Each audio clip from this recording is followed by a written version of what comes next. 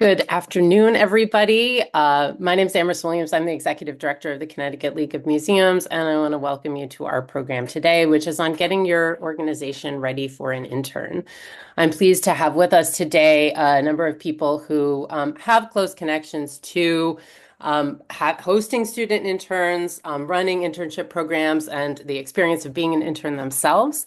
And we're focusing today on the collaborations that are possible with the Public History Master's program, in particular at Central Connecticut State University. Although I think much of what we have to say would apply to, student interns of all stripes from all kinds of different institutions. So with us today, we have Dr. Leah Glaser and Dr. Camesha Scruggs. Both of them are professors in the history department and the public history program at Central, and Leah coordinates that program. Also with us today, we have Melissa Josefiak, who is a proud alum of the CCSU Public History program and is also the director at Essex Historical Society, which has hosted many of CCSU's interns as well as other student volunteers. And we also have with us Olivia Grella, who is a current MA student in the public history program at Central. She has had a number of internships, including with Preservation Connecticut. And she is currently also working as the marketing and communications manager at Connecticut Landmarks. So Leah and Camesha are going to kick things off for us to talk a little bit about how the internship program and how the public history program works at Central, and what the kind of opportunities are and some general advice. Melissa is going to share with us a bit about her experiences at Essex and what she has learned in the process. And then we'll hand things over to Olivia to share a little bit, both about the experience of being an intern herself and also a recent experience that she's had to host an intern and, supervise one at Landmarks to bring things full circle. If you have any questions as we go, please feel free to use the chat to pop them in there, and I'll queue them up for our panelists after they are finished with their presentation. Thanks so much, and I'm going to hand things over to Leah and Camesha to get us started. Thank you, Amherst. Thanks for the introduction, and thanks for allowing us to participate in this program. As Amherst said, I coordinate the public history program here at Central, and Camesha is my partner in crime in public history. And we have not only a master's program, but we also have a minor, and part of the capstone kind of for the minor is also an internship that we tend to do in the spring. So we offer upper class interns, usually in their senior year, sometimes junior year, and then obviously our master's students also who tend to do their internships in the summer, but also other times of the year.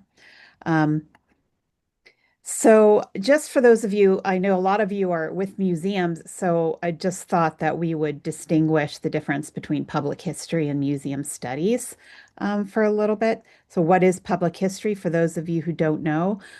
It's kind of a big umbrella organization. Oops, there's a typo. Okay. There's a big umbrella for history kind of work in the public sphere.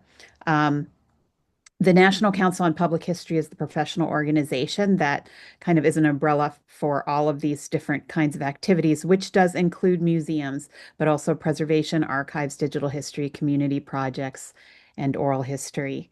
And the CCSU MA in Public History is the only master's granting program in New England that is an MA in Public History. There's others, good programs like Camesha comes out of at UMass Amherst, that is a master's in history with a track in public history, and Northeastern has one too, but we actually give a master's degree in public history, although it does overlap some with the traditional history degree. What we're proud of is that before the CCSU MA, we got a lot of people from out of state doing museum work here in Connecticut. So part of our mission is that we're a public university and we're training our own museum professionals here. And then we also have a public history minor, which tends to be interdisciplinary and kind of just an introduction to students about public history work. And as I said, capstones with an internship. Anything to add, Camesha? No, other than I think what's unique about our program is one that we offer it as an undergraduate option, right? Mm. Students can take an introduction to public history And once again, as Dr. Glaser said, declare that as a minor and still get that experience, right? And in most cases, in some cases, students then decide to go on and complete their MA in public history.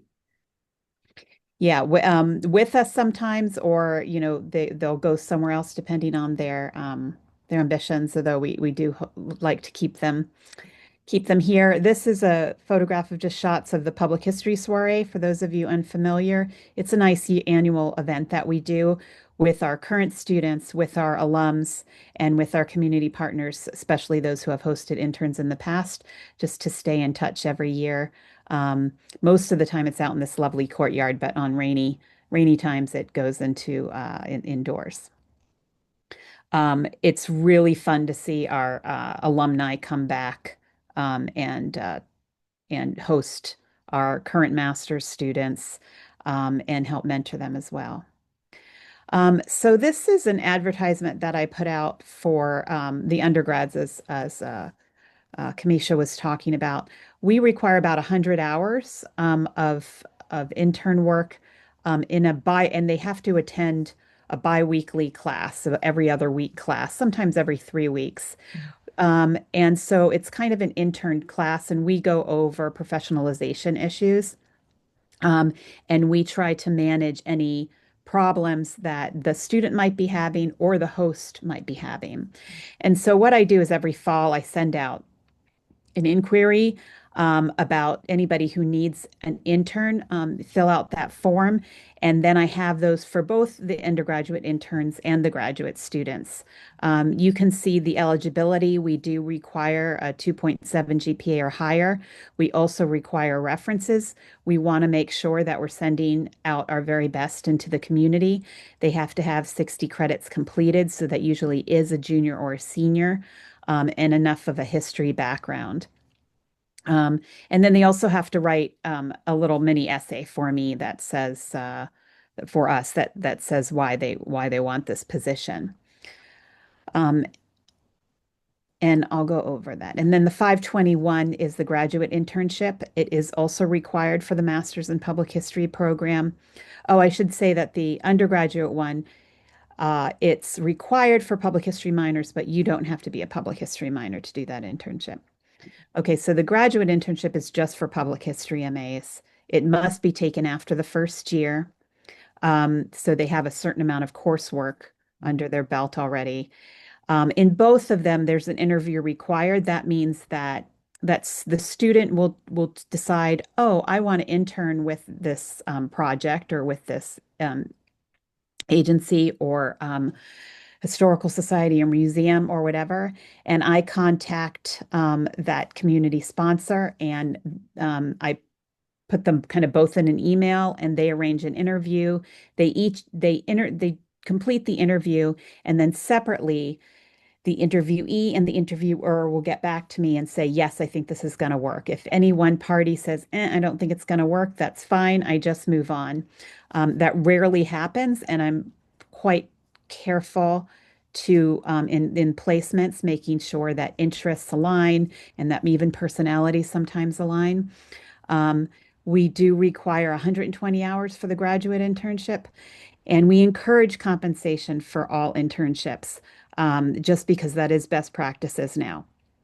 It doesn't have to be a lot, but even just a little bit makes it really um, tempting, and competitive, so that you too can get the best person. So this is what the form looks like. Um, your host institution, your contact information, how many students you're willing to host, when you're willing to host them, um, and then to really outline what you would want the intern to do. It doesn't have to be a defined project. I want to be really clear on that. For our graduate students, we also offer a capstone. They're required to do a capstone project where which is project based, but the internship's really about mentorship and them becoming familiar with your type of organization.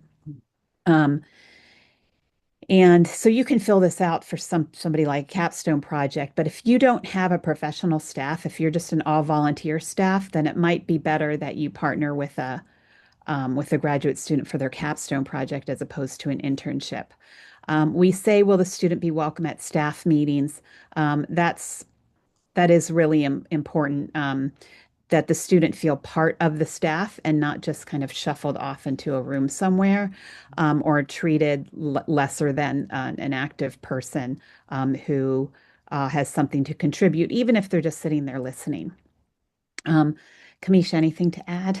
Well, no, to go along with the student being welcome at staff meetings, right? Because at the end of the day, we really want our students to be well versed in all aspects or as many aspects of your organization as possible. And in some cases, that may mean sitting on a meeting or perhaps shadowing. If it's, for example, like an executive director, or at least just finding out what are all the various parts. Because when we talk about public history, we tell our students that it's not always going to be the curator position. It may be simply working in the archives, it may be cataloging, it may be various elements. And we do let them know that there are various elements within public history and at these sites. So Yeah, exactly. And even if if you really have a need for an intern in one particular area, like archives and processing a certain collection, we do encourage you to at least invite them to shadow or observe other functions of the museum, so they can just get an understanding of how such organizations work. Um, you don't have to read all this, but this is guidelines for public history internships and students. And included in this is a memorandum of understanding that would be something that you, as the sponsor, would sign with the student and with us, and that outlines the responsibility of all the parties. So there will be a faculty sponsor and an on-site person, and so the faculty will just help facilitate any necessary things between the student and the sponsor. But obviously, we encourage the student to um, deal with any issues that they may have in person first. So that just gives you an idea. We have a non-discrimination policy, and then there's a little bit about the monetary compensation, which is not required to have an intern, but it is just encouraged, especially if the student has to travel, even if it's a stipend for gasoline. Anything like that is appreciated, and again, will make your internship a lot more compelling and attractive for the best students. So the best internships really are about mentorship, not necessarily single project based. So that's a capstone. So those people that, those organizations that are like, oh, I don't really have a project for an intern, I'm not sure what to do. That is okay. It is about mentorship. Um, Having an onboarding activities or things for them to read, or just help them adjust to your organization, like the first week, is really, really helpful. Um, some of these students are coming in, with very little experience. Some have a long work experience, been working since high school or whatever. Some um, don't have a lot of work experience at all, and this is one of their first work experiences. So sometimes some of that onboarding has to deal with just what it's like working in a professional setting. Even things um, like dress codes, anything that you might have. Clarity of duties is really important for students going in, so that they know exactly what's expected of them. Um, Mutually agreed upon hours. They can mix in person and remote. We encourage more in person than remote, but it depends maybe how far away the student lives. Um, and that, again, that there's an element of mutual respect. The student is treated as, they are a student, but they're also treated as part of the staff and not just somebody who is there to get coffee or to do copying. I'm dating myself with the Xeroxing, um, and filing. But um, that's okay to have them do some of that. That is totally okay, but it shouldn't be the majority. And if you do have a project, we have that opportunity also. Um, Okay, so that's what we have.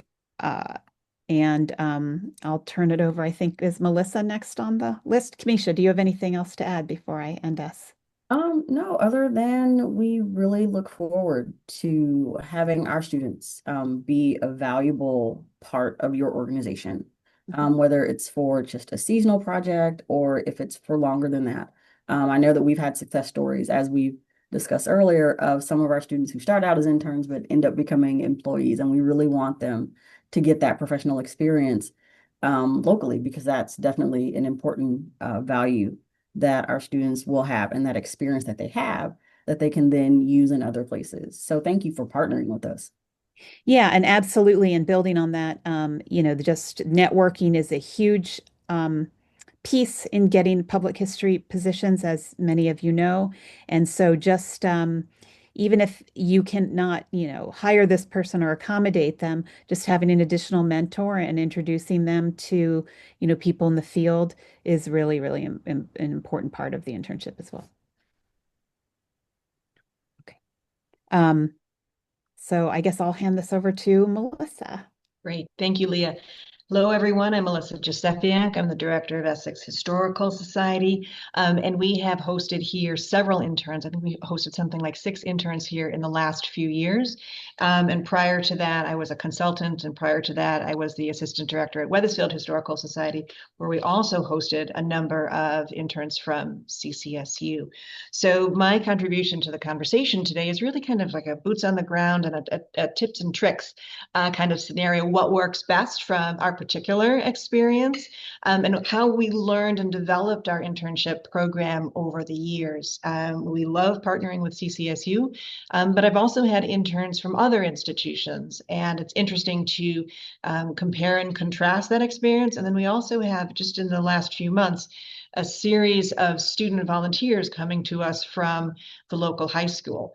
And they have their own capstone project, but I'd like to also talk about the difference between having a formal internship from an institution and also a student volunteer. And they're just different in the way you approach them. So I'd like to start off by talking about the time commitment.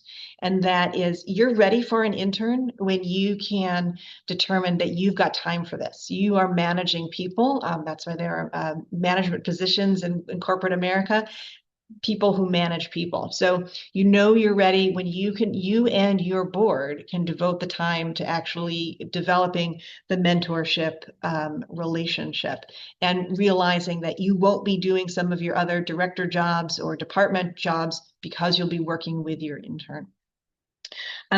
When you determine that and you are contacted by an intern or by an institution, make sure you reach out to that person and actually let them reach out to you first to determine that they're on the front foot.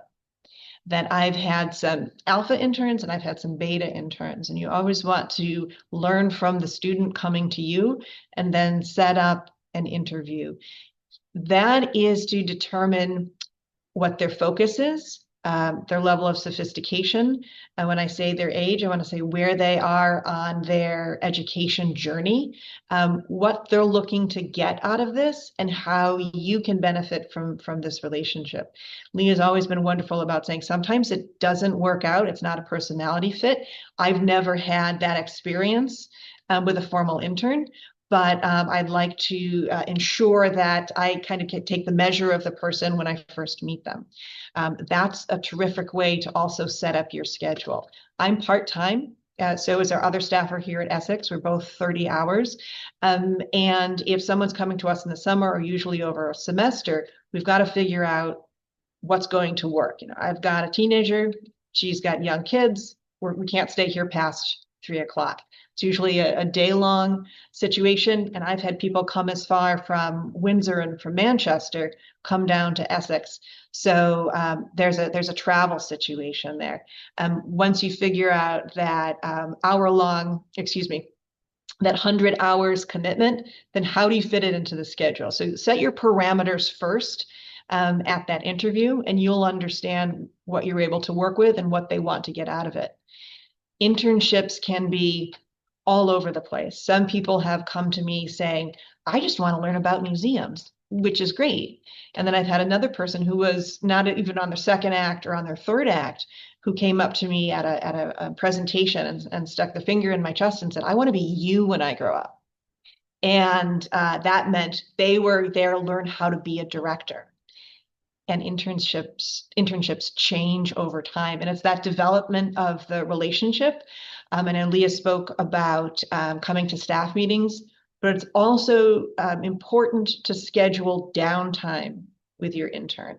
And that's those working lunches, those times of the onboarding when usually when my interview, I'll give them Leah's newsletter, our rack cards, a history book on Essex, and go ahead and internalize it. And that first day, I'm going to give you a tour of our 2 properties. And then you're going to sit in my car for about 2.5 hours, and I will drive you around this town if you're not familiar with Essex, because I need the intern to have a shared vocabulary so that I'm not explaining everything. Oh, the ivory factory was such and such. So it's worth my time to devote that first day to onboarding them like any other HR director would, so that then they have conversations and they get to internalize and come back and say, did no one have questions about why it was difficult to have an ivory factory in your backyard? I'm like, that's right. Now, those are the questions that you should be asking. So once you have that clarity of purpose, then make sure that you sign that contract. CCSU is wonderful about this. There's the initial contract. Again, I make sure that it comes from the student, because this is part of their growth. If they're not ready for an internship, by being on the front foot and saying, here's my contract, sign it, please, then I know I've got a beta on my hands. If I have to chase them for documentation, is that worth all my time that I'm putting into you, right? This is a two-way street. There's also with CCSU a midterm evaluation. It's essay questions, it's evaluation, and then I have a time frame to send that back. And then at the end of the year, they get a grade.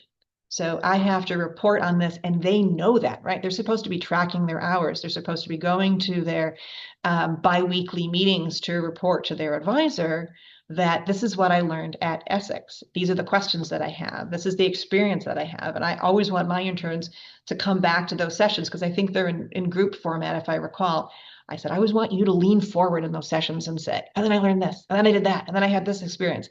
And I wasn't shut into a closet, and I wasn't spending 4 hours scanning and never saw, natural light. I want them to lead those discussions. And then having that, I don't want to say the sword hanging over their head to say, you're doing this for a grade. So it's important that I expect you to be there on time and be prepared. And if you're going to be meeting with the public, you're going to listen to dress code obligations. You're going to know your material. You're going to ask questions ahead of time. And I've reported on that in my midterm evaluations and also in my final evaluations.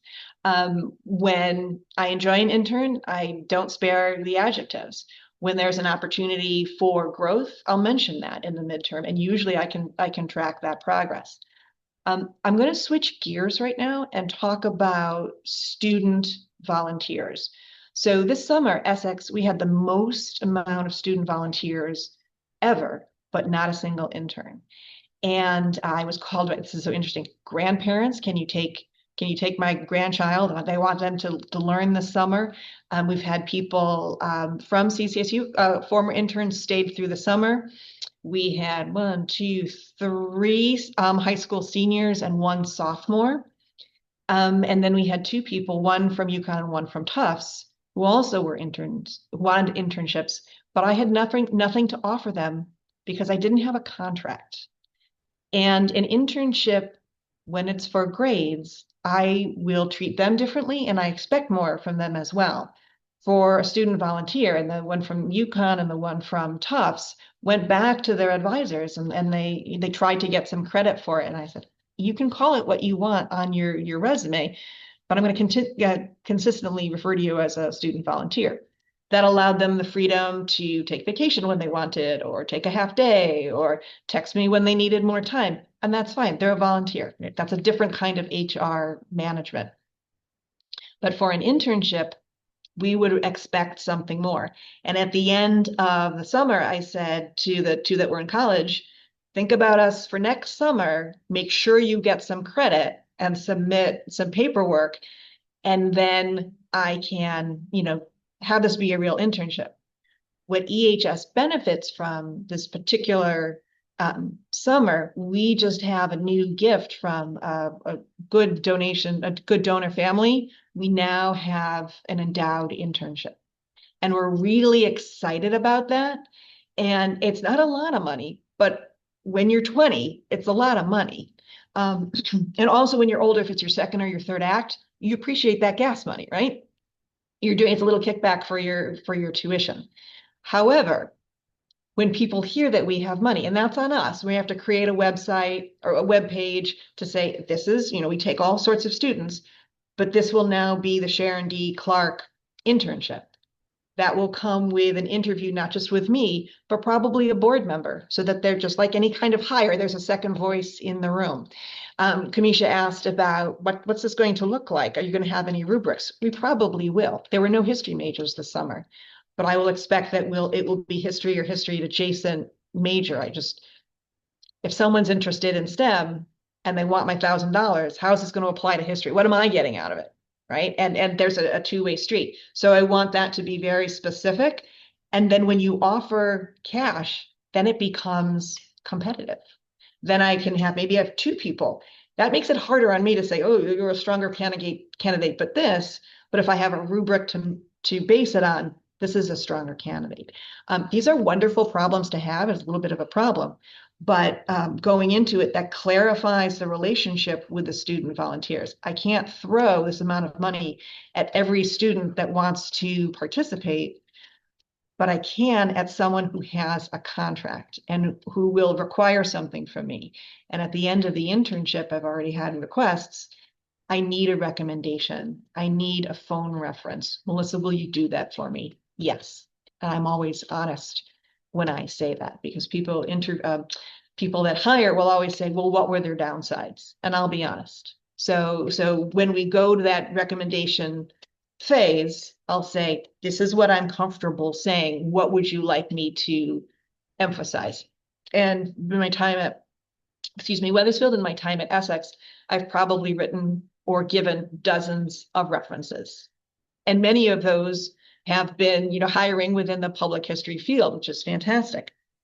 And I want to use a really good example about an internship that will change.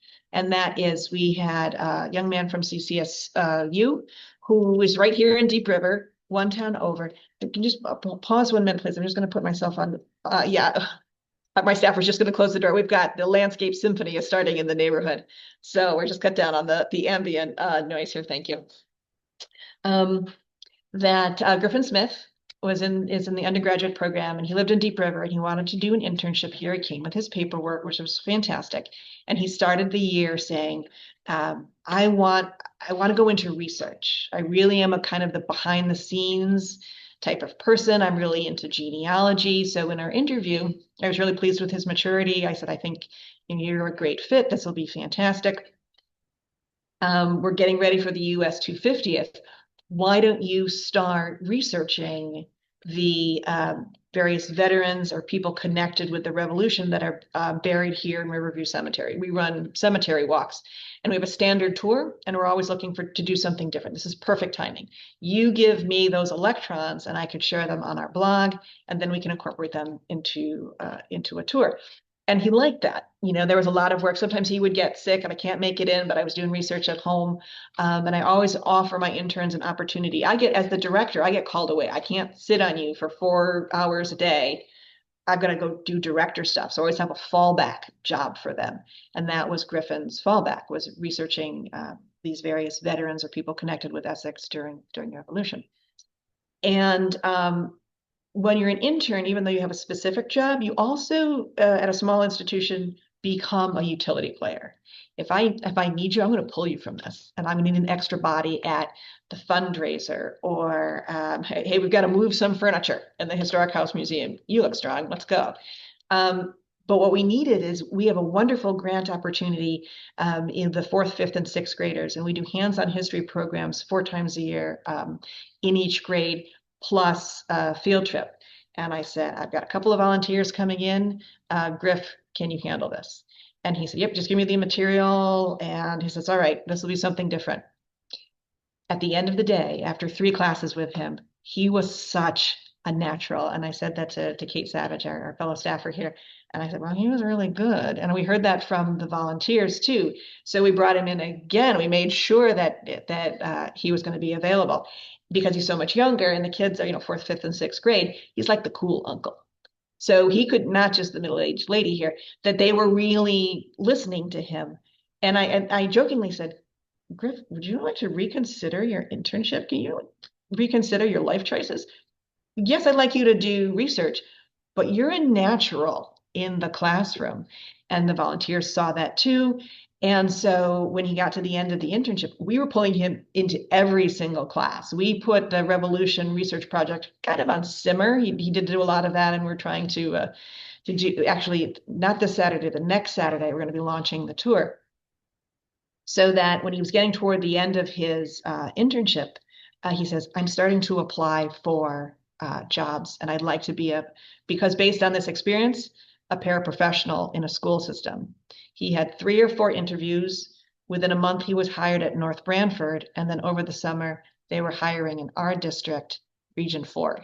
I heard from him afterwards. Not only did they hire him, but his new supervisor said, halfway through the interview, I knew I wanted you on my team. And if it wasn't for, I can see Leah going, oh, it's so nice, that it does warm your heart, and we keep him local. And then also the kids are calling him Mr. Griff. And it was one of those incredible situations where if it wasn't for the internship, he would have still been a backroom kind of guy, not living up to his potential. So it doesn't always work like that, but I've had quite a few interns that have gone on to work within public history or history adjacent industries. And you keep a good relationship with them. And it's not, Griffin kept on volunteering throughout the summer, and we're going to pull him back for some other special events. And that happens with a number of the high school kids too. I'm still friendly with a lot of my interns from my Wethersfield days, and that was almost 20 years ago. So when you look at your intern and your relationship is very good, think of them as adjunct staff. Make sure it's a two-way street and keep the lines of communication open, because I think you'll benefit from so much from that relationship. So I'm just double checking all my notes. I think I've got everything that I wanted to say. So I'll toss things back to Amrys, and I'm sure I could see the chat room was hot. So I'm happy to answer questions at the end too. Yeah, I think we'll hand it over to Olivia to talk a bit about her experiences on both sides of this process, and then we'll open things up for a more general Q&A. Thanks, Melissa. Sounds great. Hi, everyone. My name is Olivia Grella. Amrys already introduced me, but I'll do it again. So I currently work as the Marketing and Communications Manager for Connecticut Landmarks, and I am also the Subscription Manager at Connecticut Explored magazine. I am in my final year of the grad program for Public History at CCSU, so I've got a lot of things going on, but I really wanted to cater my portion of this presentation towards discussing not only my experience as an intern during my undergrad and grad degrees, but I also had the opportunity to host an intern for the first time this past summer, which was very exciting, kind of a little bit surreal. But I wanted to talk about what I found valuable during my internships and how I used those values to inform the internship that I created for my summer intern. Just to provide a little bit of background, I started my undergrad as I graduated with my bachelor's in English and Spanish with a minor in strategic communication. So my internship experiences during my undergrad degree were focused around communications because that's the line of work that I really wanted to go into. So one of those internships was for the Wadsworth Atheneum Museum of Art in Hartford. I was their communications intern for the fall semester back in 2021, so right out of COVID. And what I really found valuable about that experience was that was my first internship, or one of my first. I also interned for Travelers, but that was a very different experience. And that was also during COVID. So remote, totally remote. But what I really wanted going into this internship with Travelers was to just gain more with the Wadsworth, was to really gain more hands-on experience within the nonprofit sector, just to see how I liked it, to see if I enjoyed museum work, and to gain skills within marketing and development, because that was kind of where I was interested in going, in terms of my career path. So I walked in just really wanting to just gain whatever experience I could. And when I left that internship after it was about 3 months, I could say that the most valuable parts of that internship was that I was very involved with the marketing team. I was able to attend the meetings, the weekly staff meetings, and job shadow the marketing and digital communications person, during various meetings within the museum. So being able to have that interaction with the rest of the staff was really critical, to be able to get a sense of the processes behind the scenes and how things worked and how the team functioned, and to really apply those topics that were discussed into the tasks that I was assigned. Um, After I graduated from my undergrad degree, I started part-time at CT Landmarks, as their development associate, and I was also I still work part-time for Connecticut Explored, but I started part-time for both positions, and that was actually before I had started the public history program at CCSU. I was in talks with Leah about, I was really interested in starting the program, and I really had always had an inkling of fascination with wanting to work in the museum field or the public history field, but I didn't know if that was the lane I wanted to go down. Um, so I started part-time at Connecticut Landmarks, like I said, as the development associate. And I worked as the development associate for about 6 months, and then we actually had the marketing and communications associate position open up. And I said, well, I have experience in marketing and communications, and I know it was a bit of a long shot since my only experience was an internship. But I applied anyways because CT Landmarks at that point, they knew me, they knew the work that I did. And I thought it would be a really good opportunity to try to apply my skills to the field that I really wanted to work in. And they gave me they gave me the opportunity. Um, and I moved from marketing and communication associate to now I'm the marketing and communication manager. So it's been a really wonderful experience to be able to apply, my communication skills with the public history experience that I've now been gaining with my master's degree. So during my grad degree last summer, yes, it was last summer, I interned with Preservation Connecticut as part of my public history requirements. And that internship, I was the summer intern. It wasn't a specific, like a communications intern or anything like that. But what I really valued from that internship was my ability we mentioned this a little bit earlier, but my ability to shadow the professionals in the field. I did a lot of site visits, with the circuit riders. Preservation Connecticut has a group of historic preservationists called circuit riders, and they travel around the state to different sites, providing resources and historic preservation help, regarding like grants and, how to preserve the buildings and whatever people have, a need for. So I was able to attend a bunch of those site visits, which was really valuable because I was able to, ask questions. I was able to get to know the processes behind historic preservation, and I got to know it was really field work in a way, and I got to know the players in the field, which, was really important in terms of being able to network and, kind of know who the people are, and who to talk to. And that was really great. And I was able to attend, the staff meetings each week and get to kind of know the different projects that were in play during the time that I was there. And that just really helped increase and build my skills in terms of knowing the behind the scenes work of the things that I had been learning in class. My internship was primarily project-based. I did a lot of research-based projects, and then work around the Preservation Connecticut is celebrating their 50th anniversary this year. So I did research work surrounding gathering past grant recipients and seeing who we could highlight in social media or different newsletters. And I found that a combination of thematic specific projects, in addition to what you might call random or just like miscellaneous day-to-day tasks, was a really good structure to the internship, because I could really take ownership of that specific project, but then also get a variety of different experiences with other tasks. So I walked away from that internship experience with just a more well-rounded understanding of the field that I was interested in, but also an increase in my skills related to development and marketing and communications, which is really valuable to me as I continue in my, early career.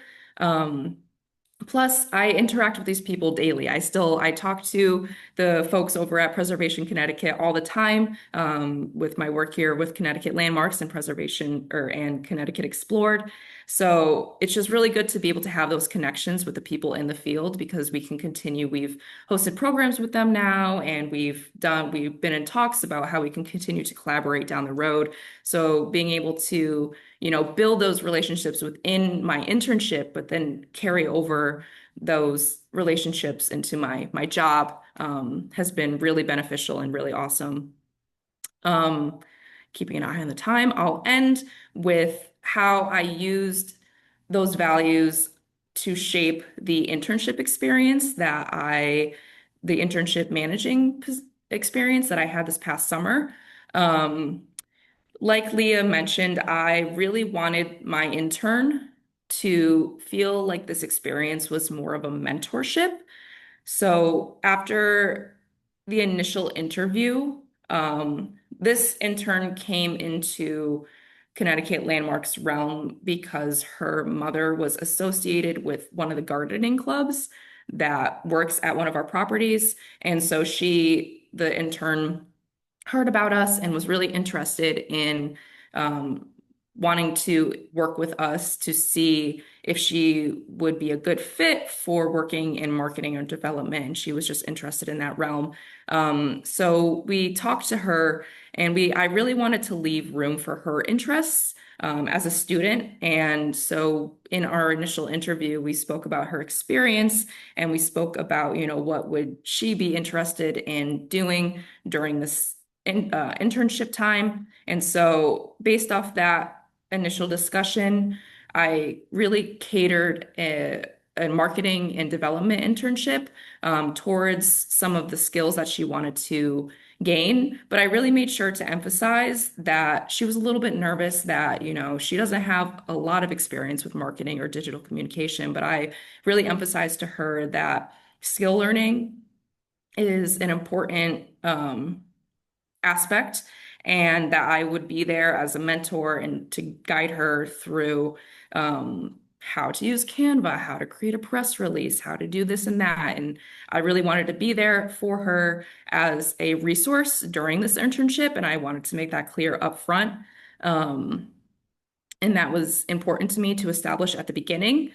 And then based on my previous internships, I really wanted to make sure that she felt like she was part of the team. So she attended our staff meetings. I had a few site visits with TV stations. So I had her come along with me, trying to get her to each of the sites, trying to make sure that she talked to the staff and that she was involved with as many aspects of the organization as possible.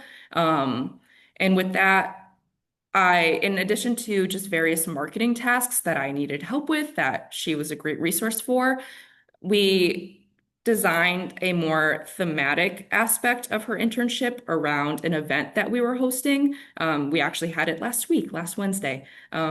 So She was on the committee of this event, so she was heavily involved in the decision making of that, so she could really take ownership. She designed brochures and she designed marketing materials.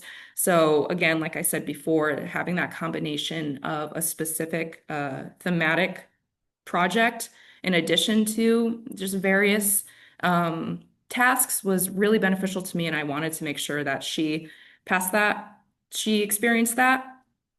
And I guess the final thing that I will say that I wish I had experienced in my internships was I wish that somebody had sat down with me to create a section of my resume, or like LinkedIn section based on the work that I did.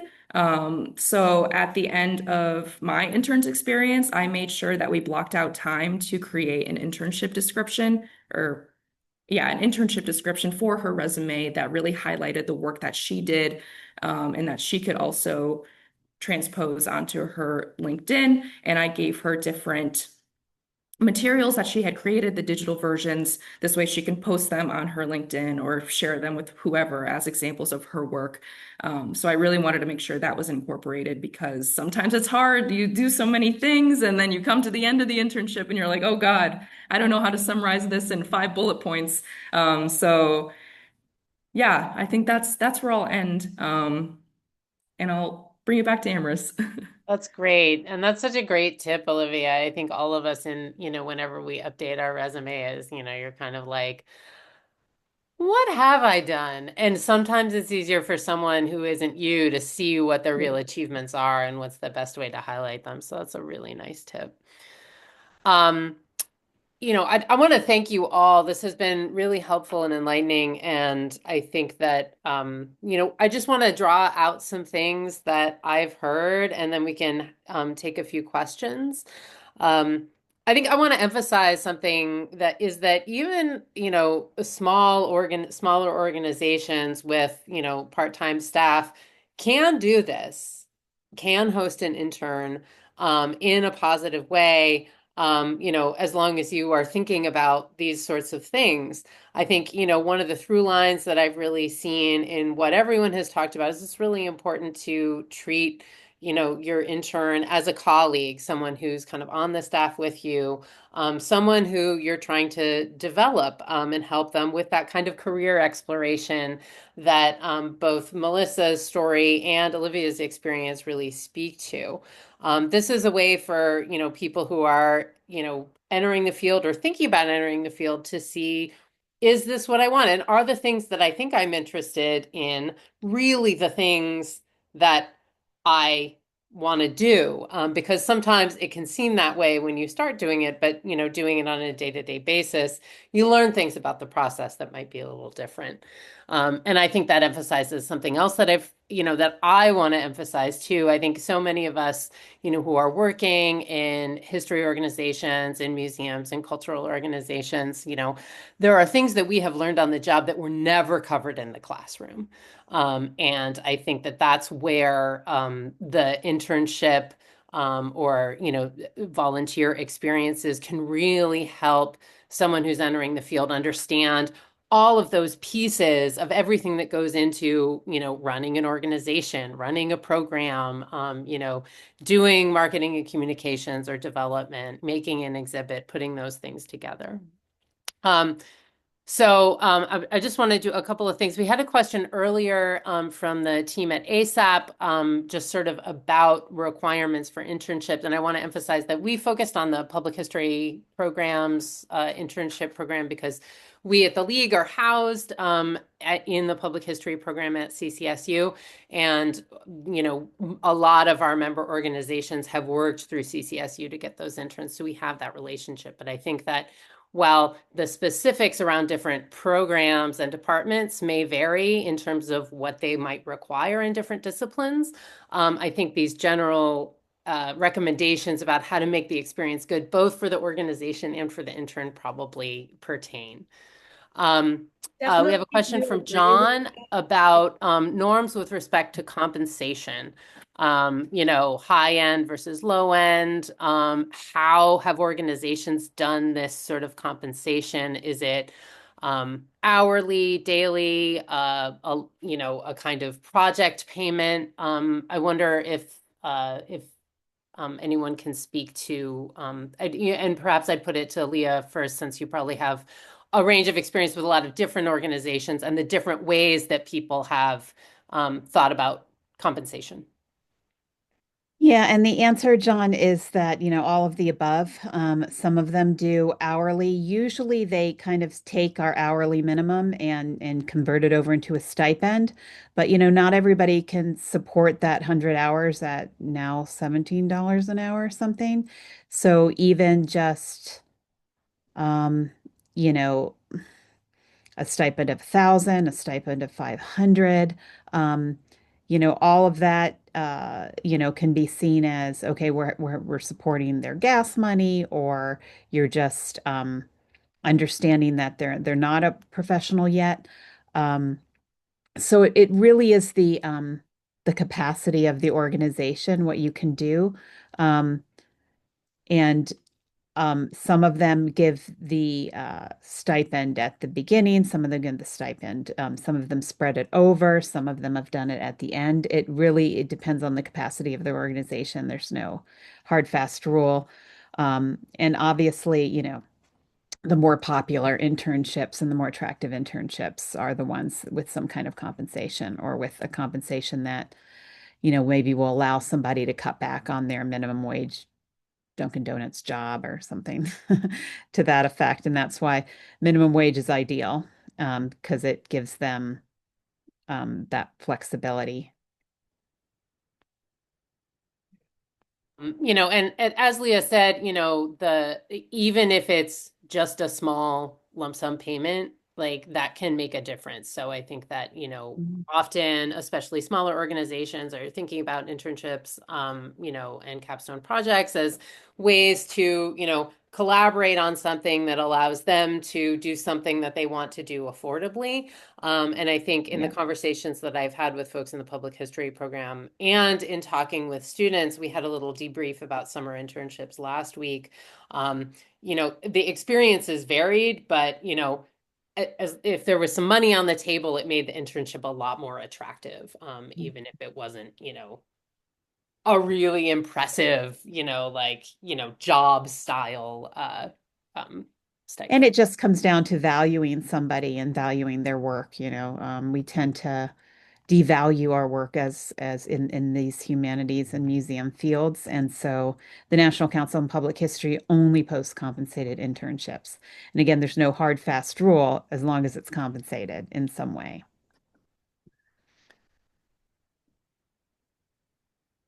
Are there additional questions? We have a few minutes left. I have some that I can put to our team if nobody has anything specific. I just want to add, that I think one of the key factors in a successful internship is getting a good match, a match with students' goals and expectations, and with and with where they're being placed. Sometimes a student really doesn't know, so we sort of have to tease that out of them, and that's why that initial interview is really important. Just once you manage expectations, expectations are key to a successful internship as well. And earlier, this was in the chat. In terms of the student's grade, the midterm and final evaluation from the supervisor is a really important part of the grade, but it's not the only part of the grade. So whoever is supervising that internship on the faculty reads their journal, reads their final paper, and again, we check in every so often just to make sure that we can head off any issues. Great. Yeah, I think, I'm just thinking about some of the things that came out in the conversation that we had with a bunch of the public history students last week, many of whom had had their internships over the summer. And the experiences really varied, but the best ones were ones where it was, as Olivia and Leah and Camesha and Melissa have all emphasized, the intern was really made to feel like an integral part of what the organization was doing, included on things, given a sense of all of the different pieces of the work, and given ownership over something.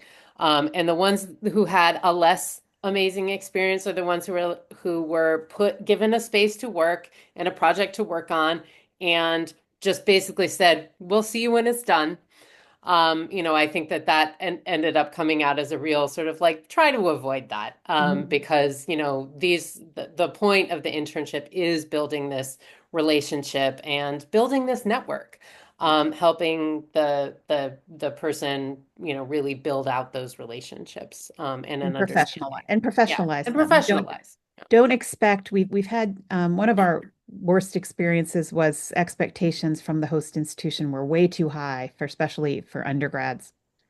And you're not hiring a professional. That's the point. You're hiring somebody with some skills and some background knowledge, but you do have to help professionalize. And we do try to manage expectations and manage uh, behavior with that student before we send them. But that is the point of the internship, and to expect them to perform at the level of somebody who's already been in the field is unfair and setting them up for failure. Before we go, I'm just wondering if we could do a quick hop around the panel. When things go well, what's the best part of the internship for you, based on your experience? I'm going to jump in and say it's when you don't have to explain too much. When you get a third of the way in and the expectations are there, and I can say something like, fill in the blank, where are we with this? And they have an answer. That tells me that's staff. Yeah. They really respect that, and they ask for more. And that's when I know it's going really, really well. They've absorbed and they want even more responsibility. It doesn't happen all the time, but it's very satisfying. Yeah, that's great. Yeah, For I mean, me, oh, no, Go ahead, Olivia. sorry. For me, there was a point during the internship my first intern this past summer, where she said to me, she also is part of one of the financial committees at her college for a sports team. And she was telling me how she applied things that she learned from me to that other position. And so I think seeing her confidence grow in what she was doing, and also seeing how she was taking what I've taught her and applying it elsewhere, was really gratifying. And yeah, I would say that would definitely one of the best parts. And Olivia, to go with that, right? Like from the faculty advisor side, when you're getting like the first, check-ins, how are things, and to see how the student grows, how they develop, right? How they are gaining skills, and sometimes how they can even take things that they have learned in the classroom and they're able to use them at their internship or vice versa. That's always a pleasure to see, indeed.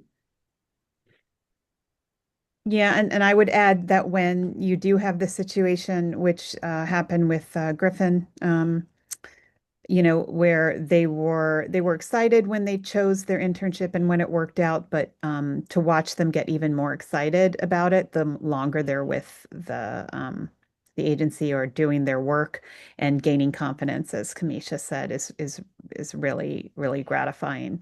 And then, of course, the ultimate is when they're offered some kind of position afterwards. That's really exciting, even if it's like a part-time kind of thing. Or that they want to continue to work there even after the requirements of the internship are done. Those are always really good signs. Well, I always have found, I mean, one of the things that we do at the league, is our communications manager position is a 2-year position that we offer to a current MA student in the public history program. And, it's always amazing to see how these individuals sort of benefit from this. Even though they're doing things like, our social media and our newsletter, it puts them in touch with this wide swath of people in the museum field all across Connecticut. And they all go on to do amazing things. They have built these connections. People know who they are. And they always bring a different set of skills to the position, which is one of the things that you're like, you wish you could just gather all of these skills and like keep them with you. But the next person always brings something really rewarding. And even though it's technically not an internship, as a part-time position where we're working with students to develop them in the field, that's one of the things that ends up being really rewarding about my job, is being able to see these folks take flight, and keeping that relationship over time, and like meeting up for lunch later and writing recommendation letters. It's really wonderful. Thank you all for your time today. A special thanks to Leah, Camesha, Melissa, and Olivia for sharing their experiences. And Leah, we should send some follow-up resources about the public history program opportunities in particular. So we'll be sending out a follow-up email in the next couple of days with more info about how to get, to answer Erica's question about, so Leah is the person you would talk to. Leah, would you pop your email address in the chat, please? And then we'll be sending out information in our newsletter as well about internship opportunities with CCSU, but we'll answer all of those questions in a follow-up email. Thanks so much for your time today.